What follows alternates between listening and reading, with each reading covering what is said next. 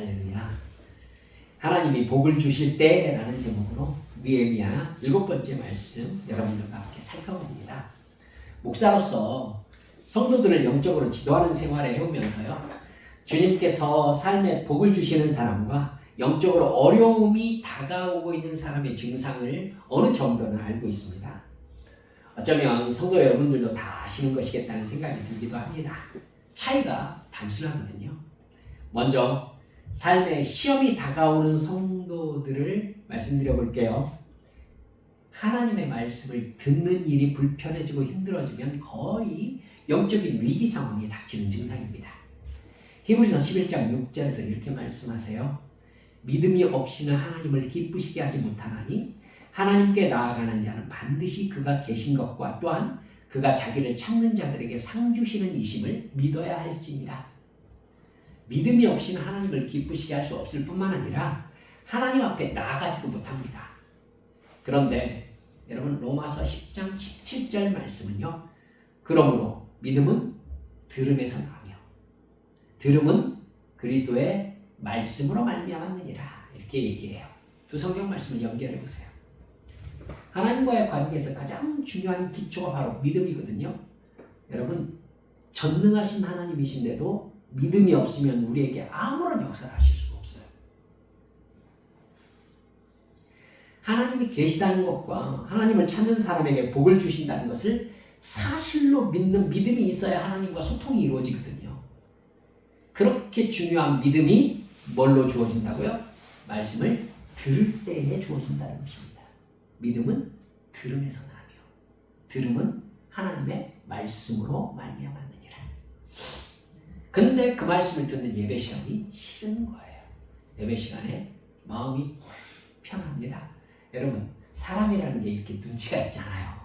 그렇기 때문에 저도 앞에서 이렇게 보면은 되게 불편하시는구나, 이런 느낌 드는 표정으로 계시는 분 여러분 알 수밖에 없어요. 말씀을 들을 때 기쁨이 없고. 여러분, 시편 119편 105절에 보면 이렇게 나와요. 주의 말씀은 내 발의 등이요 내 길의 빛입니다.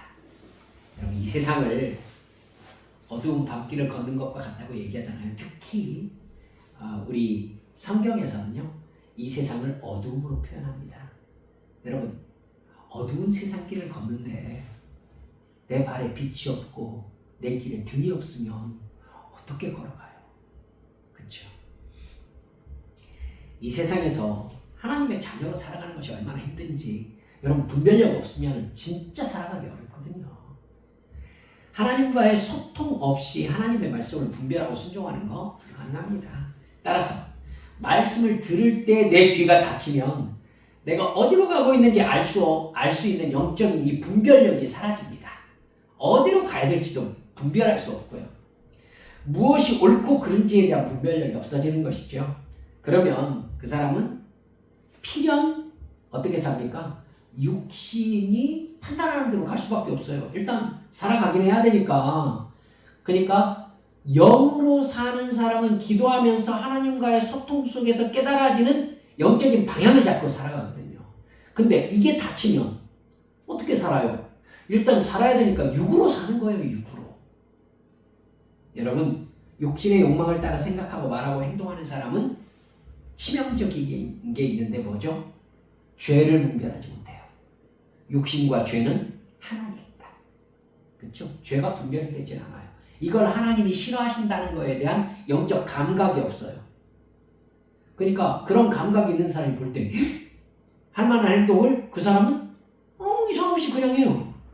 자기에게는 아무렇지도 않거든. 그게 죄라고 깨달아졌을 때는 어떻게 해요? 여러분, 죄를 지어도 나만 그럽니까? 이렇게 얘기해요. 여러분, 그러면 어떤 태도냐면요, 그 사람이 죄 편에 있는 거예요. 그렇죠? 나만 그럽니까? 이 얘기는 죄를 변호하려고 하는 거잖아요. 내가 죄 지은 걸 지금 변호하려고 하는 거예요. 아니, 상대방도 잘못했습니다, 이러는 거예요. 여러분, 이건 극단적인 얘기지만은 누구를 내가 살해했다고 해봅시다. 그 사람 죽을 짓을 했어요. 라고 얘기하는 게 내가 그 사람을 죽일 이유가 될 수 있습니까? 그럴 수 없거든요. 그럴 수 없어요. 여러분, 그 사람이 아무리 죽을 만한 짓을 했다고 내가 느끼더라도 그 사람을 죽일 수는 없는 거예요. 나는 살인자죠. 분명히 죄를 짓고요. 그 죄로 발견하지 못하는 사람은 죄 편에 서서 죄를 반드시 변호합니다. 여러분, 이건 용서받을 수 없다는 뜻입니다. 그렇죠? 죄 편에 서가지고 나는 그럴만했다라고 얘기하면은 그 죄에 대해서 용서를 빌고 싶은 생각이 없는 거잖아요. 그러면 여러분 회개가 이루어지질 않아요. 그럼 하나님과의 관계는 회복되지 않습니다. 여러분 그 증상이 사울에게 악령이 들어갔을 때 나타난 증상이고 가룟 유다에게 사탄이 들어갔을 때 나타난 증상이에요. 말씀을 듣기 싫다는 것은 그 사람을 지배하는 영적 세력이 하나님이 아니라는 뜻입니다. 그 사람은 자기 육체의 즐거움에 쏠려 있을 수밖에 없어요. 영적으로 다쳤으니까 육을 따라 사는 건 당연한 거예요. 하나님의 말씀에는 귀가 닫히고 눈이 닫힙니다. 하지만 그 사람 눈이 번쩍 떠질 때가 있죠. 돈 이야기, 이성 이야기, 즐기는 이야기, 자랑 이야기 하면 눈과 귀가 확 떠집니다. 내가 어디에 쏠려 있는지만 알아도요. 내 영혼의 지배자가 누구인지를 알 수 있어요. 그렇게 영적인 자기 정체성을 잃어버린 채 말씀에 반항하는 마음에 사로잡히면요. 사실은 깊은 마음속에서 영적인 평안이 사라집니다. 혹시 여러분에게 최근에 이런 증상이 나타났는지 한번 살펴보세요. 신경질이 혹시 늘어났습니까? 가정에서 가족들에게 말이 거칠어지셨습니까? 관계에서 평소에 안 하던 말을 하거나 가지고 있지 않던 분위기가 혹시 감지되고 있지는 않습니까? 안 하던 욕설이 여러분 모르게 여러분의 입 밖으로 튀쳐나올 때는 없습니까? 이러지 않았는데 할 만한 말과 행동을 하는 경우가 있습니까? 여러분 신앙에서는 그런 사람이 나타내는 증상이 비교적 확실하게 드러납니다. 기도를 하지 않습니다. 기도하기 싫거든요. 성경, 기도 안 하는데 성경 읽는 사람 저는 거의 못 봤습니다. 그리고 설교 말씀을 들으면서 설교하고 있네 라고 이야기합니다. 여러분 저는 목사입니다. 그러니까 저는 설교하고 있습니다. 근데 그걸 앉아서 설교하고 있네 라고 듣는 것은 전혀 다른 이야기입니다. 여러분 하나님을 비웃는 거죠. 교만한 겁니다. 진짜 설교하고 있네. 교만이 굉장히 무서운 교만입니다. 탕자예요. 아버지한테 저 그냥 떠날게요. 돈이나 주세요. 그런 거예요. 이 사람을 하나님과의 사랑의 관계로 돌이키는 방법이 무엇이겠습니까? 여러분께 여러 번 제가 말씀드렸던 기억이 납니다. 하나님께는 정말 방법이 많다는 걸 아셔야 됩니다. 방법이 너무너무 많아요. 우리가 하나님의 말씀을 비웃는 태도, 예배가 지루한 마음, 말씀에 순종하라는 하나님의 말씀이 짜증나는 태도를 하나님은 일시에 없애버리실 수 있어요. 진짜. 저는 그걸 경험했었습니다. 하나님께는 수도 없이 많아요. 예를 들어서 어떤 꼬맹이가 있습니다. 이 꼬맹이가 갑자기 조그마한 담요를 목에다 딱 걸치고 뒤로 망토를 딱 더럽게 들인 채 막대기 하나를 딱 들고 자기는 이 막대기로 모든 것을 알 수 있고 이 담요가 자기가 날아다니는 날개가 되어줄 거라고 생각했습니다. 그리고는 갑자기 어른에게 욕을 마구해댔습니다. 자, 이 꼬맹이에게 자기가 어느 정도의 힘을 가지고 있는 존재인지 알려줄 수 있는 방법이 몇 가지나 됩니까? 한 가지? 수도 없어요. 그렇죠? 사랑하는 여러분들, 탕자는 결국 울면서 집에 돌아옵니다. 아버지는 탕자가 울면서 돌아올 줄 다 알고 있었습니다. 하나님의 자녀의 삶에서 예배가 무너지고 말씀이 말씀되지 못할 때에 여러분 일어나는 증상입니다. 하나님께서는 하나님의 자녀를 포기하지 않으시거든요. 그렇기 때문에 그 사람을 바닥까지 끌어내려서라도 말씀 안으로 오게 하세요. 오게 하신다니까요. 제가 경험하고 본 것들입니다. 여러분, 그런 상태에 있을 때는요, 목사가 신중하게 얘기를 해도 안 듣더라고요. 이게 참 문제죠. 들으면 좋은데 가만히 생각해 보면 들을 마음이었으면은 진즉 들었겠죠. 이런 생각이 듭니다. 하나님의 복을 받는 사람은 완전히 반대예요. 하나님이 사랑하는 사람, 복을 주시는 사람은 예배를 좋아합니다. 말씀 듣는 것이 좋습니다. 성경이 있습니다. 기도도 하고 싶습니다. 기적이죠. 말씀이 들으면 깨달아집니다. 내가 그렇게 큰 죄인이었는지가 정말로 깨달아지고 벌레만도 못한 나를 위해 죽으신 십자가를 생각하면서 뜨거운 감격을 가집니다. 그리고 진짜 마음속에서 죄를 미워하는 마음이 자라나요. 이미 그 사람의 예배와 기도와 찬송과 감사는 하나님과의 관계에서 내가 행복하다는 증거거든요. 하나님께 너무 행복하게 찬양을 하고 있어요. 행복하게 예배를 드리고 있어요. 그리고 주님과 동행하면서 날마다 자리에 잠에서 딱 깨가지고 하나님 잘 잤어요 라는 기도가 탁 터져 나와요. 그러니까요, 그 사람은 자기가 이미 하나님의 사랑을 받고 있고 하나님이 자기에게 복을 주고 계시다는 사실을 알고 있는 거예요. 알고 있는 거예요. 그 사람 마음이 너그럽습니다. 여러분 경험해 본 적이 있을 거예요. 다른 사람을 격려하고 세워줍니다. 겸손하고 웃음이 많습니다. 그래서 다른 사람들이 좋아합니다. 그 사람이 기도하는 것 혹시 함께 손잡고 기도해 보셨습니까? 여러분 힘이 느껴집니다. 그런 사람 이렇게 딱 손잡고 기도하면요 힘이 느껴져요. 그냥 웃으면서 헐렁헐렁 다니는 사람 같았는데 하나님 하고 부르는 그 부름과 이 하나님께 기도하는 그 기도에서 이 사람 하나님하고 보통 사이가 아니구나를 느낄 수 있어요. 말씀을 나눌 때 자기 체험을 나눠요. 그 말씀을 듣고 다른 사람이 힘을 얻어요. 여러분 복의 근원인 거예요. 이 사람이. 이게 말씀의 힘이에요. 말씀의 믿음과 순종으로 반응할 때 사람을 변화시키는 하나님의 역사가 나타나는 겁니다. 내 삶에 고통과 시험이 다가올 때에 여러분 내가 말씀을 싫어하는 상태가 아닌가를 반드시 생각해 보셔야 됩니다. 말씀이 내가 싫어졌다. 말씀 듣는 게 싫고 읽는 게 싫다. 무슨 말씀을 성령께서 깨닫게 하시는지를 내가 깨닫기가 싫다. 세상 쪽으로 눈이 팔린 겁니다. 영적인 삶이 싫어진 거예요. 반대로 말씀을 듣는 것을 사모하는 증상, 그것 자체로 복이고요. 하나님께서 나에게 복을 주고 계시는 증거입니다. 오늘 우리가 읽은 느헤미야 본문에서 하나님이 돌아온 포로움 공동체에게 영적인 부흥의 역사를 부어주시는 것을 볼 수 있어요.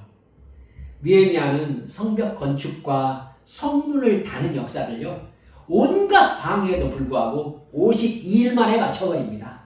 정말 흔들리지 않고 그 일에만 집중했는데 52일이면 2달이 안 되잖아요. 2달이 안 되는 시간에 다 무너진 폐허 같았던 예루살렘 성벽 공사를 완전히 마무리해버렸어요. 대단한 사람이에요. 그리고요, 즉시 성벽 완공을 하자마자 하나님께 제사하고 성전의 일을 담당할 제사장과 레위인의 사역을 완벽하게 갖춥니다. 성전 시스템이 정비된 거죠. 그리고 예루살렘 성벽이 완공되었으니까 여러분 성문 달았으니까 누가 필요해요? 파수꾼이 있어야 되겠죠. 여러분 예루살렘 성을 지킬 방어 시스템이 생겨야 되는 거죠. 그걸 저희가 총독이니까 그걸 완전하게 마칩니다. 그리고 예루살렘 성 안에 그동안에 돌아온 포로 공동체가 살아갈 집과 생활 터전 챙기지 못했잖아요. 그걸 완전하게 갖춥니다. 그러니까 느헤미야는요 완전 성격이 제가 볼 때는 이 제2 성향인 것 같아요. 완전히 그냥 시스템이 딱딱딱 돼 있어요. 8장 1절 처음에 보면은요. 이스라엘 자손이 자기들의 성읍에 거주하였다 이렇게 나옵니다. 자기들의 성읍에 거주하였다. 즉 성읍 안에 여러분 생활 터전이 이제 잡힌 거예요. 그리고 여러분 성전 제사가 드려지고 있고 성벽 방어 시스템이 작동하고 있고 그 안에서 살아가는 포로 후 공동체의 삶이 이제 돌아가고 있는 거예요. 여러분 이제 모든 것이 정상으로 돌아온 것입니다. 근데 1절 후반절을 보세요. 갑작스러운 일이 발생해요. 우리가 읽었죠? 일곱째 달에 이르러 모든 백성이 일제히 수문 앞 광장에 모여 학사 에스라에게 여호와께서 이스라엘에게 명령하신 모세의 율법책을 가져오기를 청했다라고 나옵니다. 이게 뭔 일이래요? 여러분, 제가 생각하기에요. 이건 성경에서 유일하게 이스라엘 백성이 제사장에게 하나님의 말씀을 들려달라고 청한 경우라고 생각됩니다. 성경 어디에 백성들이 제사장을 찾아가가지고는 우리에게 율법을 들려주십시오라고 말한 곳이 있나요? 없어요. 여기에 자세한 설명이 있지 않기 때문에 이 부분에 주목하는 분들이 그렇게 없어 보입니다만은 저는 이거 굉장히 큰 일이라고 생각합니다. 이건 절대 자연스러운 증상이 아니에요. 왜 모든 백성이 일제히 수문 앞 광장에 모여서 학사 에스라에게 율법책을 가져와 달라고 요청해요? 왜? 이런 적이 있었어요? 바로 이것이 저는 하나님께서 복을 주실 때 신앙의 부흥을 일으켜 주실 때 나타나는 증상이라고 생각합니다. 하나님께서 누군가에게 복을 주실 때요. 하나님께서 그 사람에게 은혜를 베푸실 때 그 사람은 평소에 하지 않던 행동을 해요. 이상한 증상이 일어납니다. 그 사람이 갑자기 교회 예배 시간에 하나님의 말씀에 감동을 받아요. 그런 적이 없는데 눈물을 흘리면서 자기 죄를 회개해요. 눈이 빨개져가지고 교회 바깥을 나오는 겁니다. 여러분 그렇게 기도하다 거듭납니다. 정말 엄청난 삶의 변화가 일어난 거예요. 그냥 얼굴 표정이 바뀌어요. 이 사람 여러분 보신 적이 있을 겁니다. 하지 않던 교회 봉사를 합니다. 예배 시간 30분 전에 교회를 나와요. 무려 그렇게 나와요. 이웃에게 교회를 다니라고 말을 해요. 그 쭈삣쭈삣거리면서. 그 모습을 보는 사람들이 낯설어요. 뭔 일이 일어나긴 일어났어요. 교회 교인들은 뭐라고 그래요? 은혜 받았구만. 여러분 좋을 때란 뜻이에요. 좋을 때구나. 그 말에는 뭐가 있어요?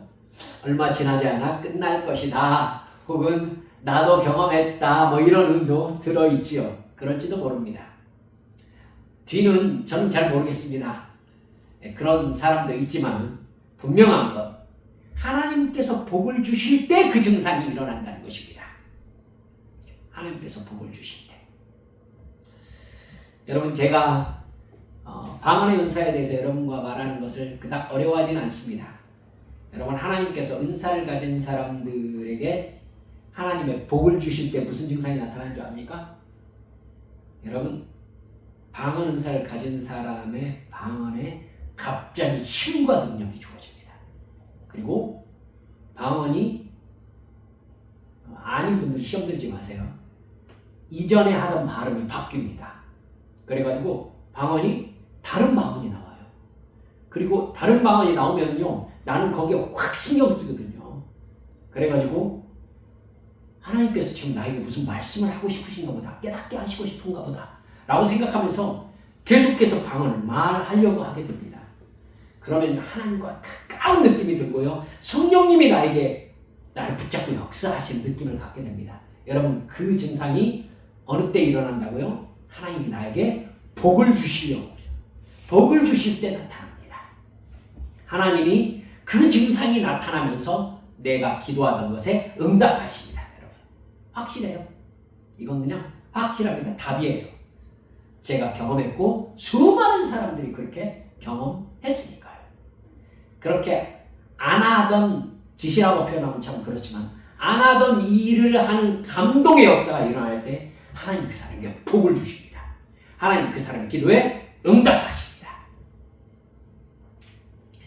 2절, 3절 말씀을 보면 일곱째 달 초하루에 제사장 에스라가 율법책을 가지고 회중 앞 곧 남자나 여자나 알아들을 만한 모든 사람 앞에 이르러 수문 앞 광장에서 새벽부터 정오까지 남자나 여자나 알아들을 만한 모든 사람 앞에서 읽음에 뭇 백성이 그 율법책에 귀를 기울였다 이렇게 나옵니다. 엄청난 일이 일어난 거예요. 사실 7장 66절 여러분 한번 보시겠습니까? 바로 앞에 있습니다. 7장 66절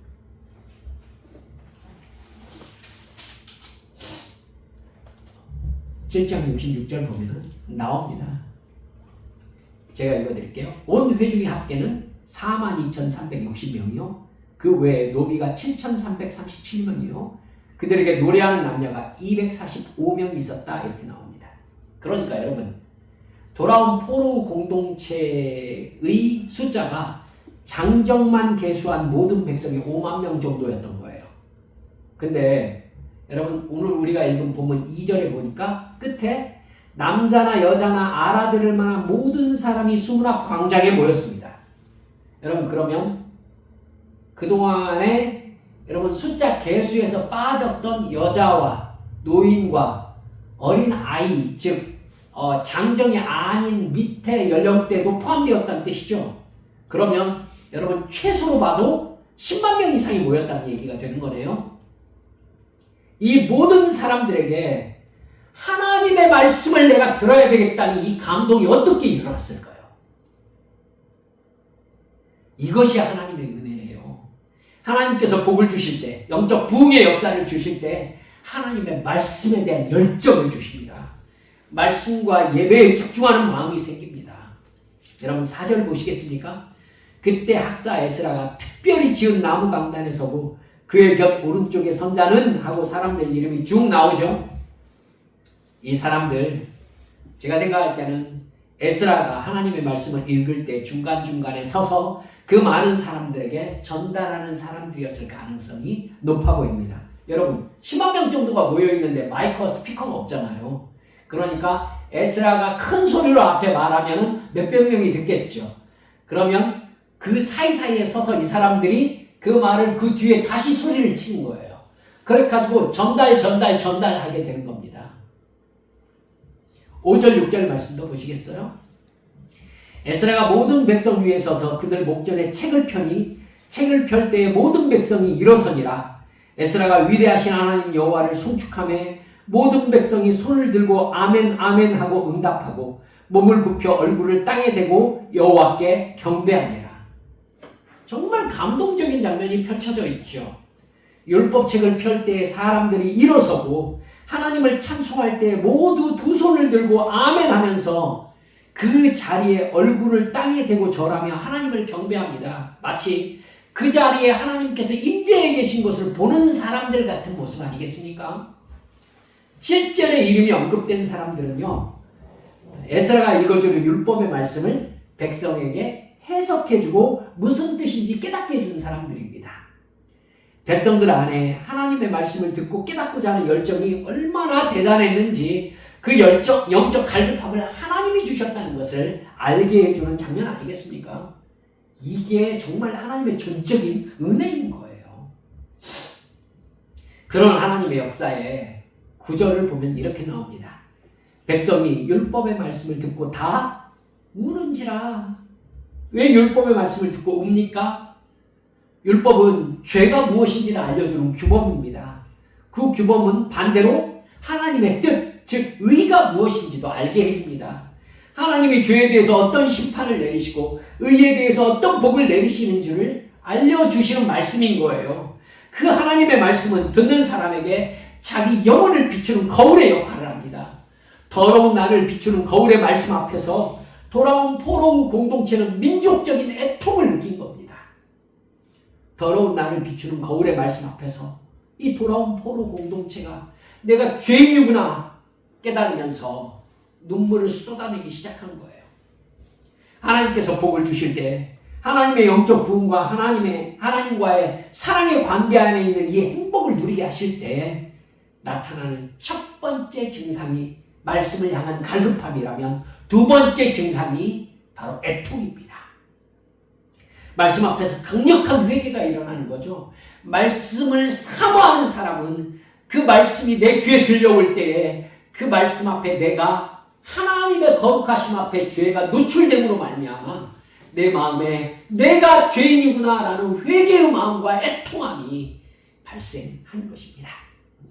내가 죄인임을 고백하게 되는 것이죠. 하나님께서 왜 말씀을 듣게 하시고 왜 애통하게 하신 걸까요? 용서하시려고 그러는 것입니다.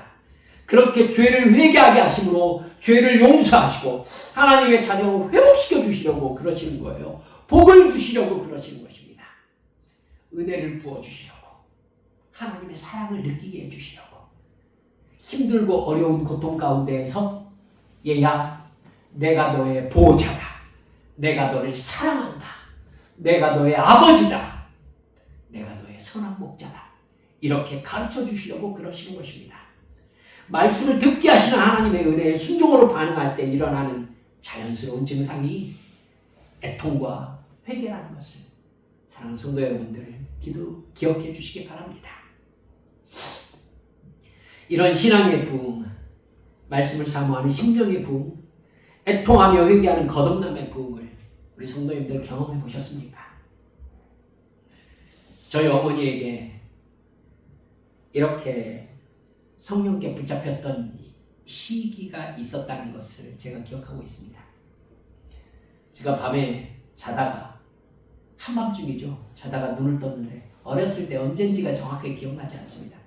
그런데 어머니가 성경을 펴고 조그마한 불빛이 비추는 이 스탠드 앞에서 성경을 펴고 제 귀에 주여 주여 소리가 계속 들리길래 제가 실눈을 뜨고 쳐다봤는데 성경 한 장이 넘어가면서 어머니가 손수건으로 눈물을 계속 닦아내시면서 말씀을 읽었던 그 모습을 제가 정말 아름다운 모습으로 기억하고 있습니다.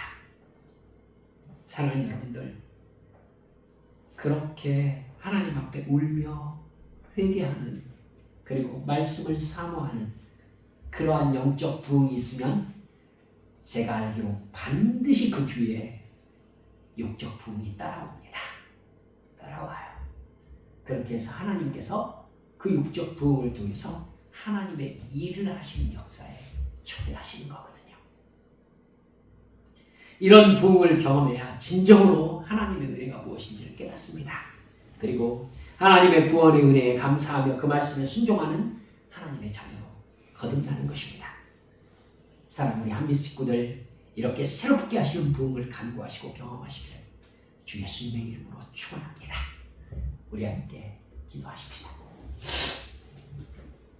사랑하는 여러분들, 여러분들의 마음속에 하나님이 충격적으로 찾아오셨던 그 경험을 여러분 하고 기억하고 계십니까?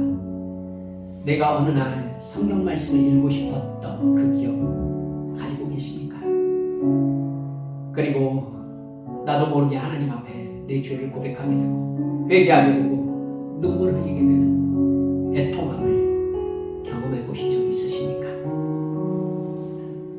내가 죄인임을 깨닫지 않은 사람이 어떻게 회개할 수 있습니까?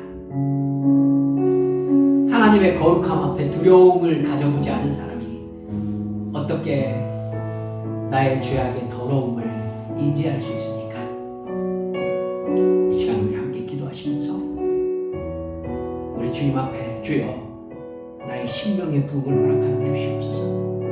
하나님의 말씀을 향한 사모함이 내 안에 있게 하사 듣는 걸 사모하게 하시고 읽는 걸 사모하게 하사 내가 그 말씀에 붙잡혀 내 마음의 죄를 깨닫고 하나님의 뜻을 깨닫고 애통하며 주님 앞에 회개하고 우리 주님께서 우리를 새롭게 하시는 그 은혜에 붙잡혀서 우리 주님을 사랑하는 마음으로 진정한 행복을 누리는 신령한 영적인 경험을 하게 해주시라고, 그래서 성령 충만하게 살게 해주시라고 이 시간 주님 앞에 함께 통성으로 기도하시겠습니다. 기도합니다. 아버지 하나님,